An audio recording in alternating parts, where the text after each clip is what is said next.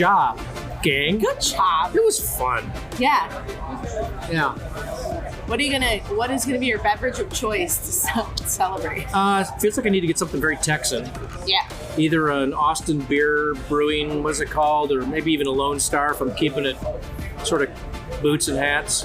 I'm gonna do the Silver Moon Margarita. Just beer for me. I'm keeping it simple, man. Yeah.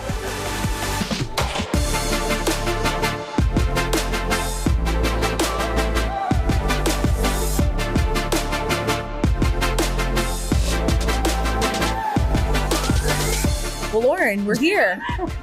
Wait, why do you always get to start?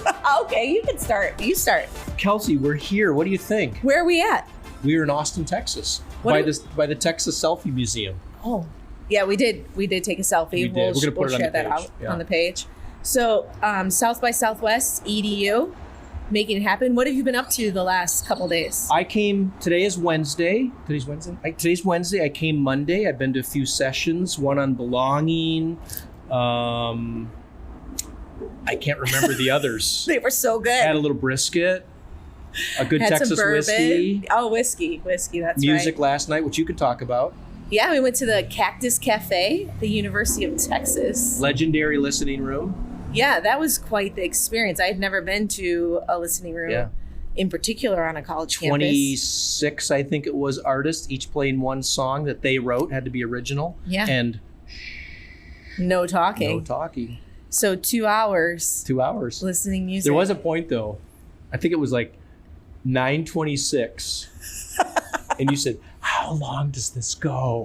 I did. I was like, how much longer? I'm like, till they're out of singer-songwriters. And then the guy said, we had 50 people sign up. And I thought, oh, no. We're here for like 2 hours. I said, well, it's close to my bedtime, so I will have to be making an exit. And then there was one more. So it worked out great. Yeah. I'm glad you went. It was fun. I'm so glad. Thank you for coordinating. You're very on top of those things. So if it's music. Appreciate that. And then today we're getting ready to do our session, which is placemaking and belonging in higher education. Do you think anybody will come? Gosh, I hope so. Me too. Won't be much of a place. Yeah, we'll be making the place. That is the odd thing about this. You really don't. There's so much going on here. It's such a cool event, and we really have no idea how many. Zero clue. Yeah. So I think I've been talking about coming to South by Southwest, or South by, as the cool people call it. South by. So those of you out there, that's what they say here, South by EDU. I've been talking about coming here for years. So now that we're finally here, I'm getting text messages from friends and former colleagues wishing us luck. And I'm like, I feel really ready, but I feel very uncertain if anyone will show up. Well, it's like throwing a party and then you hope people come. Ready mean? Because like there's no it's really about networking and socializing to the topic, and the content is what people bring to the room themselves and what gets generated in the room, right? So I feel ready too, but mostly because it's because we're just us coordinating the being in the room. Yeah, we're making the split. But you're hearing from people. They know you're here. People know I'm here. Oh, good. People know you're here. Yep. And including former students. Oh. Which I had lunch with a former student, which was great. I actually former student at Cal. She's here for South by. Yeah, she's for South by. I'm in South by. Sent an invite for her to come to the session. So maybe she'll come and we'll get a little nugget from her for the podcast. What else? What's on your docket for tonight? It's music. Probably the Saxon Pub, another legendary music venue. A guy, I didn't know who he was, so I looked him up. Great music. I don't know, maybe some more brisket and bourbon. I'm not sure what's on your docket. Well, I'm unsure what I'm doing tonight. I will say I did sign up for the Army is doing Army functional fitness boot camp tomorrow. Oh, tomorrow morning. So I signed up for that, which may limit my activities tonight. Yeah. Is what I'm thinking. Well, they get more done by noon than most people do in a day, so it's going to be a good day for you tomorrow. Yeah, we'll see. Yeah. I mean, I'm there for it. I went to a podcast yesterday. Oh. It was broadcast from here as well, just to see how they did it. And honestly, it was a lot like we've done at NASPA and NACAS, so I think we're pros at it. We can do it from here. We're pros. Yeah. We're born pros is what I'm hearing you say. Born to do this. Just Yeah. born to do this. Yeah. Awesome. All right, well, let's go to our session and we'll have more to share after that. Let's have fun. Okay.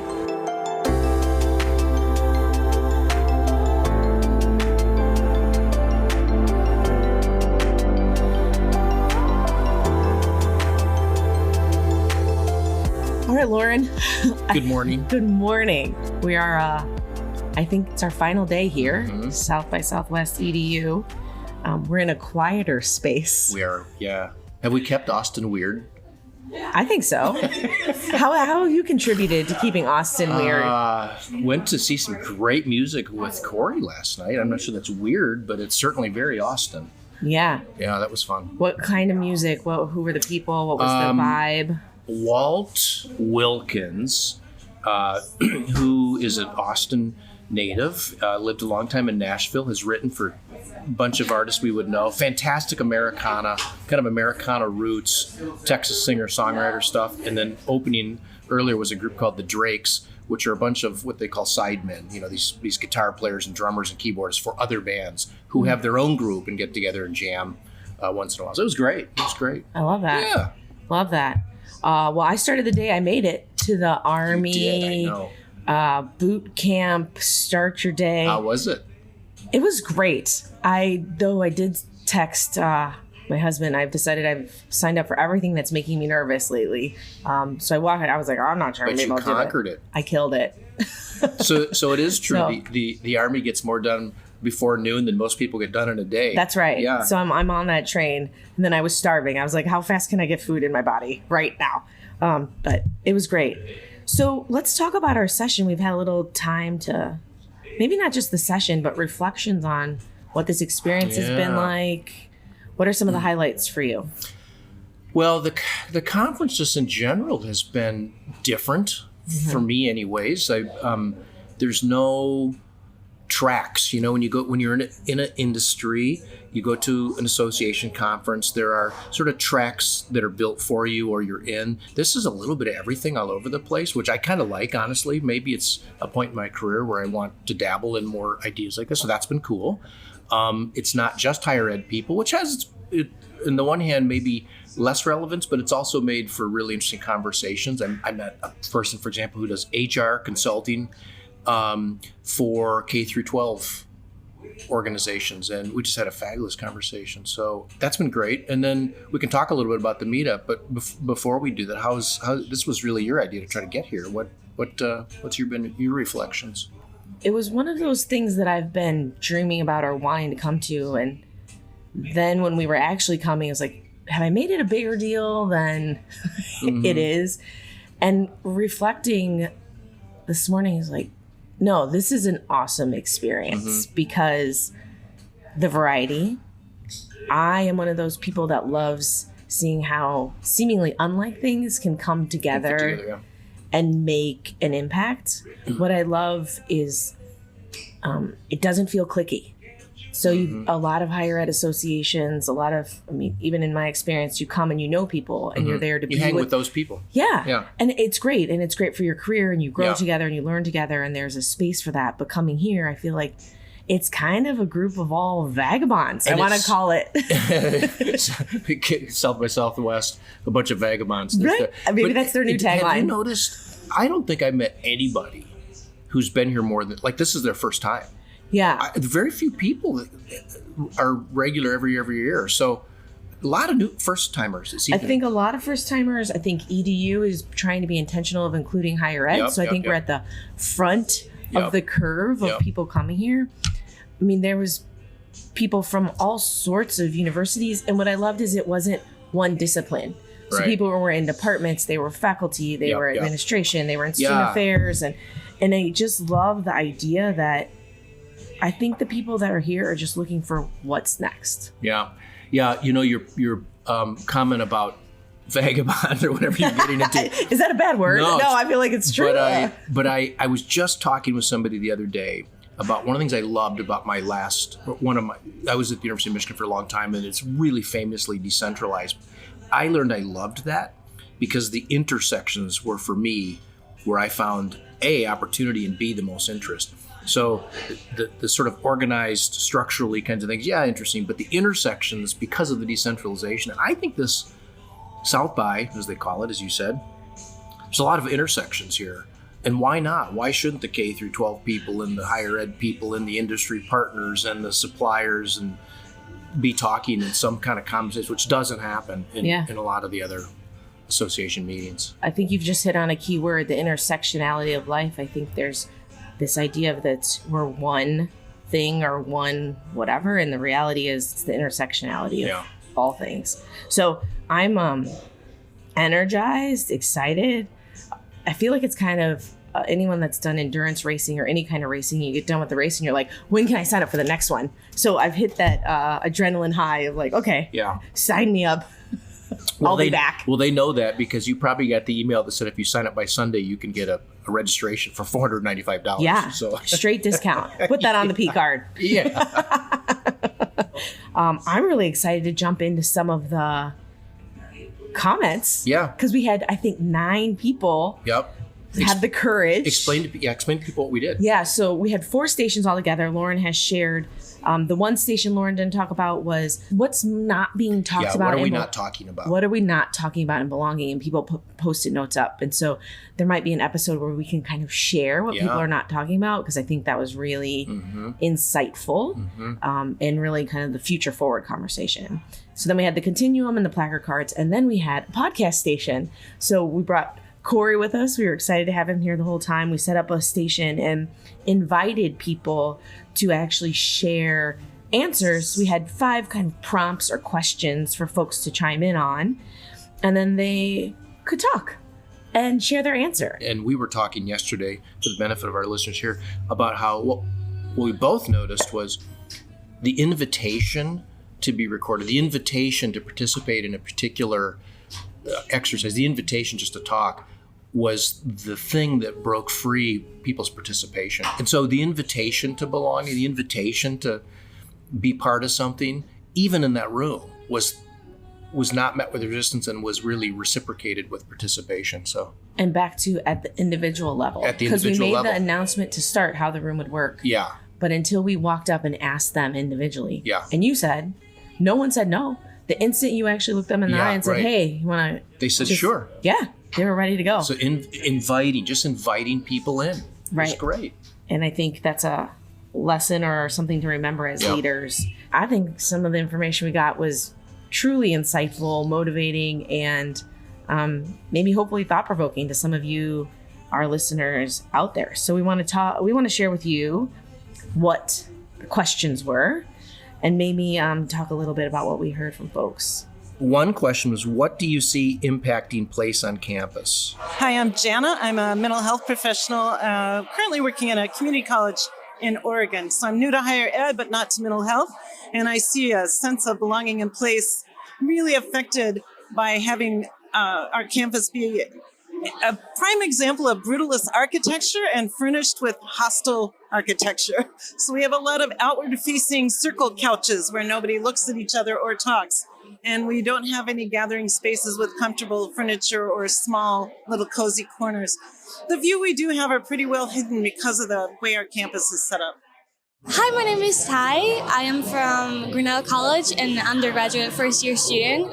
And I'm answering the question, what do you see impacting place on campus? I feel like the thing that most impacts what distributes a space when we're talking about belonging and inclusion in the college campus is just how much certain identities are led up to that space. So, for example, people at the cafeteria at my college will normally be the people who can afford maybe to buy things that aren't on their dining plan or that they can afford dining dollars. Whereas in Steiner Hall, which is our disability office, you will frequently see me there with other students who are disabled, and it's just a place for inclusion. So I feel like to increase the belonging and just how much students interact with diversity within their college campus, we should make those spaces easily accessible and welcoming of different identities. Hi, my name is Erica Marbury. I'm from Brooklyn, New York.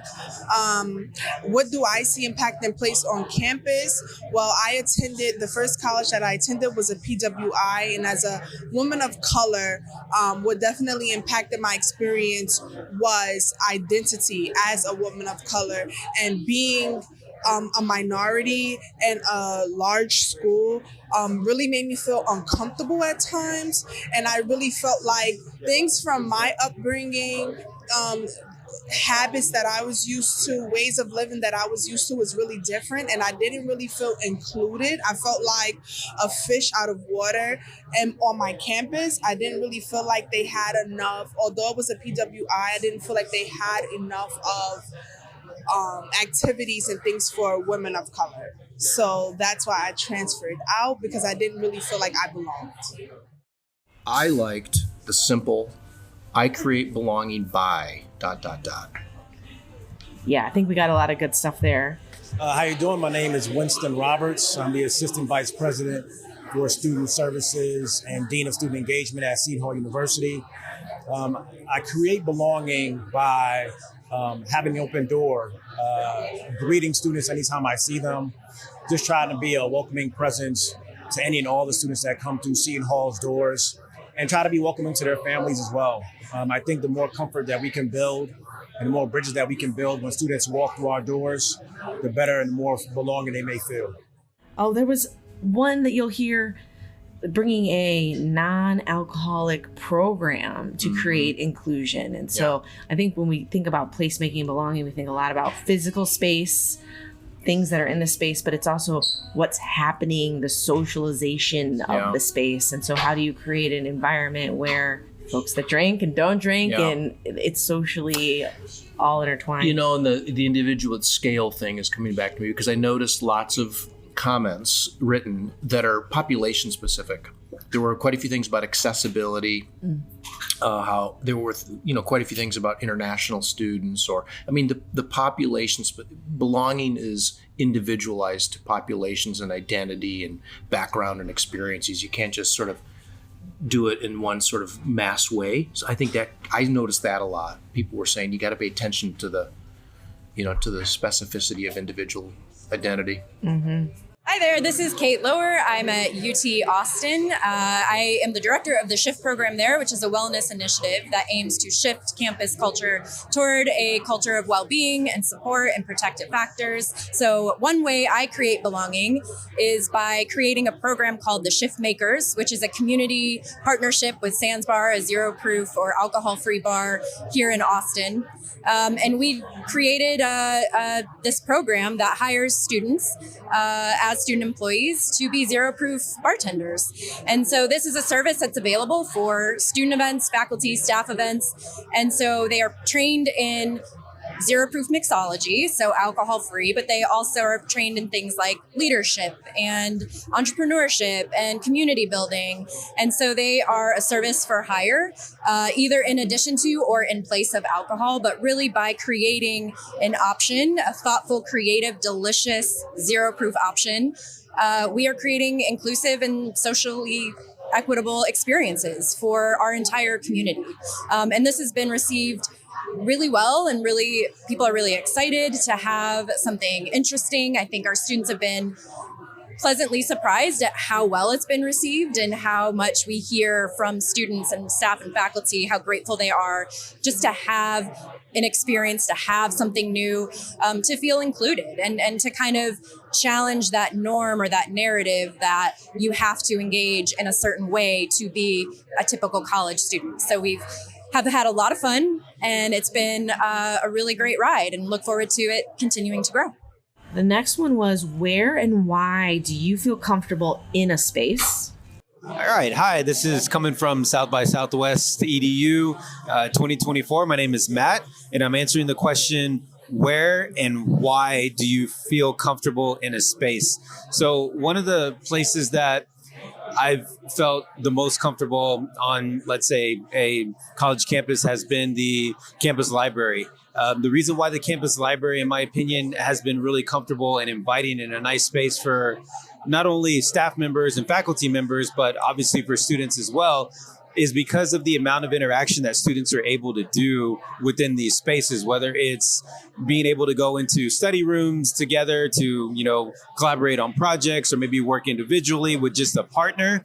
Also having a space where if you need a moment just for a quiet time for a little bit, that's always been kind of one avenue I think that libraries can also have.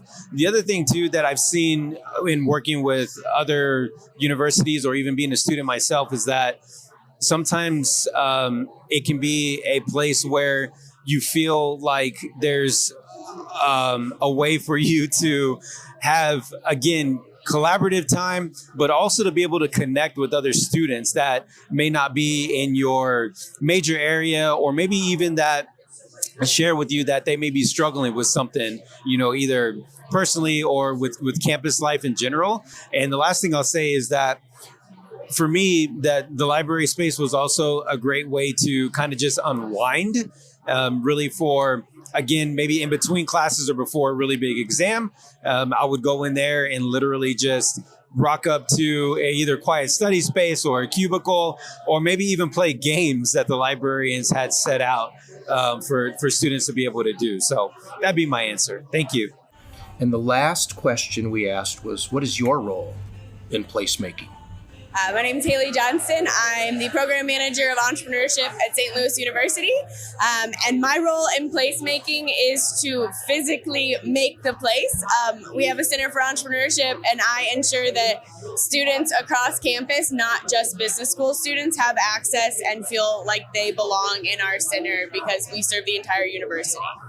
One of the folks you'll hear from in a minute, or maybe right after this comment, Vincent, psychology professor, I believe. But his question that he's asking himself is, what do I or who do I belong to? We ask students to create space. We ask faculty and staff to feel like they belong. But the real question is what do I belong to? And why? And how does that fit in my intersectionality of identity? And where does that? So maybe let's hear from Vincent. So my name is Vincent Corbo, and I'm a faculty in the Department of Psychology at Southern New Hampshire University on campus. The one thing I've been thinking about a lot when we're talking about belonging is we want to increase students' sense of belonging, but what do you belong to? And so from a faculty perspective, some of the work that I've been doing over the past few years, which is something that Dr. Lynn Marie Chandler started at SNHU a few years ago, is to try to develop what it means to belong to a field. So we welcome students to the psych major where I teach. What does it mean to be a psych major? What is belonging to the psych major as opposed to being an English major, as opposed to, so there's an identity to be built there. And so we want our students to feel like they belong, but do we ask ourselves a question of what should they belong to? Yeah. What's the identity of the major? What's the culture of the major? What's the culture of the campus? I think that pre-pandemic, this was already true. Post-pandemic, it's even more true. We're viewing education as the completion of competencies and checking some checkbox. We don't think of those small moments where you meet a faculty member or I meet students in between spaces and we have those conversations that are relevant to their career development, that are not planned, there's no agenda. It's a spontaneous mentoring, human-to-human kind of interaction. I'm giving shout outs to Brewed Awakening, which is our student-run cafe on campus, where I decided to have my office hours for a whole semester, just to make sure that students could meet me when I'm not teaching, when I'm not in my office. They knew they weren't bothering me because no laptop, or my laptop was closed. I was eating a crepe, having a delicious latte, and that was it. We're just humans sitting at a table. I just might have some information that's useful, but there's a context, there's a purpose to not having any purpose. And I think those spaces are really important for belonging, as long as you understand what you want your students to feel they belong to. Yeah. And we all know that belonging is important, but then what do you belong to? So, and that's the question that I've been asking myself is, so the psych field, I'm a neuroscientist, so I belong to the people in psychology to do research. So I will look at things in a different perspective. I have a different background and training. So that's part of my professional identity. Most of my work has been done with veterans and people with PTSD. So that's a different lens that I have. That's what I belong to, as opposed to other colleagues who would be social psychologists. So I think it starts with a know thyself, figure out where you belong, and then you can start welcoming people to that space. And that's what I've been working on over the past few years, especially with the optic of welcome to your discipline. Yeah. You are now a scholar in training. You're an emerging scholar. What is your field about? What's particular about it? And if you don't belong to a field, then who do you talk to explore what's going to be your destination? Yeah. Vince, thank you. It's fun work. Love it. Thank you. There was another, so one of the women also said, I don't think I can just straight talk. I need you to interview me. It's like, great, I'll interview you. Yeah, I saw you over there interviewing on camera. You'll hear me in one of the responses, and I think she really shared the authentic leadership style that she's bringing. She's at the University of San Diego. So, tell me who you are. I am Rachel Martinez. I'm the Director of Student Engagement in the School of Leadership and Education Sciences, otherwise known as SOLS, because we love an acronym, at the University of San Diego. Perfect. We love an acronym and really long titles. Yeah. There should be character limits on them, honestly. Yes, I agree, but we just keep making them longer. Yeah, we really do. Okay, so tell me what you actually do in your role. I am responsible for creating an engaged student community, and we're a graduate school, so we have master's and doctoral students across 3 academic departments. We have counseling and marital and family therapy. Okay. We have learning and teaching, so that's our teacher education programs, and then we have leadership studies. And housed under leadership studies also includes higher education and nonprofit management. Awesome. So yes, it's a lot. And we always talk about how we could create like our own mini society, because we have our teachers, we have our counselors, we have our like community leaders. But yeah. You really could make an impact. If you bring it all together. We really could. We really could. So in my role, like I do orientation, student involvement, I run our writing center, our mentor program, all the things. I love it. All so the things. when we were chatting just a little bit ago, I asked you, what's the most impactful thing you've done in your role? Yes. So tell me what that answer was. That was a great question too. I think authenticity is like the North Star always. And with how rapidly higher ed has shifted in terms of who gets to go to college, like the traditional college student, that's gone. Like I don't think there's such thing anymore. And it's how do we adjust ourselves as professionals, as educators, and also as institutions to make space for all kinds of learners. And it can run the gamut from like doing these mentorship programs, but it's also like when I run into you in the bathroom and I remember your name and I'm like, oh yeah, how was your midterm last week? That matters. It really goes a long way. And I remember like there was one orientation where I must have miscalculated whatever happened. We ran out of food and I was like, I took this as an opportunity to be vulnerable and authentic. And I got on stage and I was like, honestly, as a Filipino, it's against my culture to make sure that you're not fed. And I apologize. And we've got more food on the way. Don't worry. But it's, it could have been handled in so many other ways, but it was also an opportunity for me to show them who I am. And that's like setting the tone. Orientation is like day 0. So it's about being memorable in that way and also being able to communicate to students that no matter what they're going through or what they have, that there's someone that can help them. Yeah. Like running our writing center, it's not just about like how to write, it's also about the psychology behind being a writer. That it's a skill, it's a muscle. It's not like you know how to write or you don't, but something you continuously work on, because no one teaches you how to write at the graduate level right when you start. You learn that along the way. And normalizing that as a process, as opposed to something that you have or don't have, makes students feel a lot more comfortable and confident to do the things. Like, we have a world to change, okay? Yeah. I gotta make sure you have the tools. I love this about you, Rachel. I love meeting you. I am the world of graduate students, especially at University of San Diego. Yes. Are in great hands with you, and I look forward to staying connected with you. Thanks for making the time. Thank you.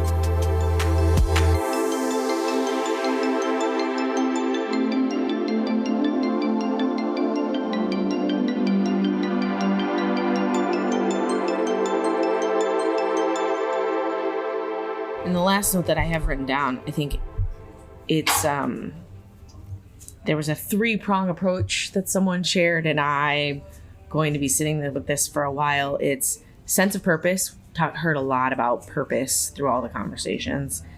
Agency, how do you have agency over how you use the space, how you show up in space, and then growth. What's my opportunity to grow based on utilizing space and place? Yeah, it's very interesting. I'm struck with the purpose of it was not to do anything with the information. The purpose was networking and socialization and connection. But there's a part of me that's like, what are we going to do with this now? We have this info. So I guess there's a podcast coming out of this, right? We definitely have a podcast. Okay. I feel like there needs to be something else done with this, but it was a fantastic experience. Yeah. To wrap this up, I think for me, I'm just sitting in a moment of pure gratitude. I think we were a little concerned about the numbers of people that maybe would show up. Yeah, I definitely was. I thought it would be either 3 or 300, and it turns out it was about 100. Yeah, right? So, which is good. Which is very good. Beyond grateful for the people who showed up to the session, for who helped plan the session. Oh, yes. Lots of people that weren't here helped plan it behind the scenes. Behind the scenes. Both from workshop and Compass Group. Yep. And then the people that just showed up and contributed in the moment. Yep. So grateful. From workshop and Compass Group and people from South by who just came because they were interested. Yeah, I agree. Yeah, and the other thing I'll say is I'm grateful that the way we planned it was just so authentically us. Yes. You know what I mean? I mean, it was just how we roll as colleagues and companies. And so I'm grateful that also we didn't have to, we just came as we are. And that was great. And the people that helped, Sally and Jan and Corey, and really just, it was fun. And I'm grateful too. Yeah. Yeah. Hillary and Ever, and they're all going to want to come next year. They are. Ever. Cara, Erica, Hillary. Yeah, they're all going to want to come next year. We'll see. Yeah. I also, I think people have enjoyed following us around, so maybe next year we'll wear a microphone, be Loren and Kelsey on the streets. Yeah, a lot of editing there, Corey. If you catch the unscripted. Yes. So, thank you all, and thank you. Yeah. Until next time.